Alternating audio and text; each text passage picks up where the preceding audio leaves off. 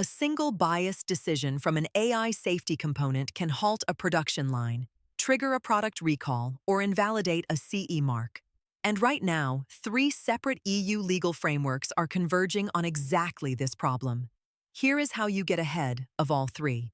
Most engineering teams have never run a structured bias audit. They understand the model, but not the compliance artifacts an auditor or notified body actually needs to see. The result is a gap between technical confidence and documented, defensible evidence, and that gap carries legal weight. This is where the AI Bias Audit Framework earns its place. You describe your system, your deployment context, and your risk surface.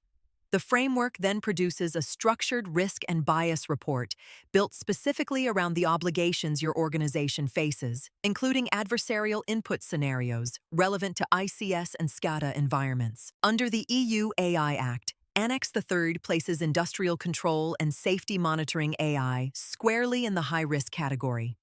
Articles 11 and 12 require technical documentation and logging before market placement. The audit report gives you a traceable, time-stamped record you can file directly into your conformity documentation. EU Machinery Regulation 2023-1230 adds another layer. Where AI performs a safety-relevant function, manufacturers must demonstrate that the system behaves reliably across foreseeable operating conditions. The framework tests and documents exactly those boundary conditions in language your notified body will recognize. And under the revised Product Liability Directive, an AI system that falls below its expected safety level is treated as a defective product. Your bias audit report becomes evidence that you identified, assessed, and addressed performance risks before deployment, not after an incident. No subscription, no account. 1 generation, 1 report, $39.